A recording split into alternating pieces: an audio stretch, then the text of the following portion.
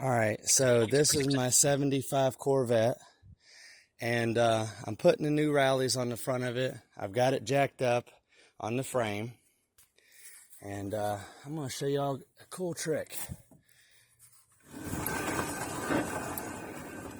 That is a very bad wheel bearing. Absolutely terribly bad. See that movement it's got in it? I actually took off the lug nuts, which are very old school. Something that you should know is not all lug nuts fit all rims. And I'll show you what I mean.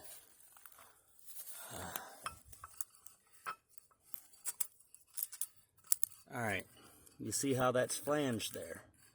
Alright, these are actually not the right lug nuts. And if they are, I don't know, I don't think so. See how these are a flat end with a, I don't know, I guess they do have a little bit of a bevel, but I'm going to have to get new lug nuts anyway. This has only got 3.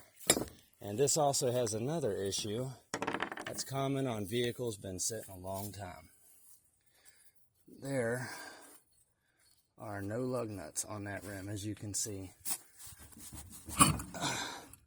Sometimes they'll get seized on there. Let's break this open and see what it looks like up underneath. Oh, look at that. That is a meaty rotor with, yep, there's a caliper. Nope, there's a hose too. Now, do you see this hose back in here? You can tell by the way that it is that that hose is bad. What happens is they swell up from the brake fluid, and what happens is you got, 2,000-3,000 psi coming through that line, but there's nothing to vacuum it back up into the brake reservoir.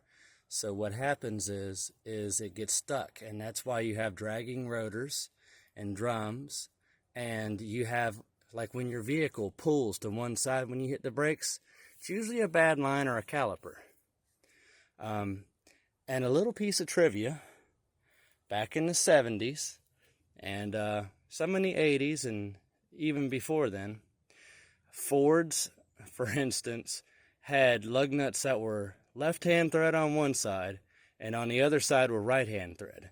So if you're working on a custom vehicle, make sure you look in to see which one you have, because putting new hubs on is expensive, and it's hard work. You got to take this caliper off, and this cap right here comes off, and you've got to rebuild all of them bearings. There's a crown nut in there with a cotter key, or should be a cotter key, and you got inner and outer wheel bearings, as well as on the back side you have a seal. And these are difficult. I don't know how much of that's that rotor doing that, but either way, wow, it's actually got brand new brake pads on there. Look at that. Guarantee they'll disintegrate, but that's still cool. All right, I'll get back to you.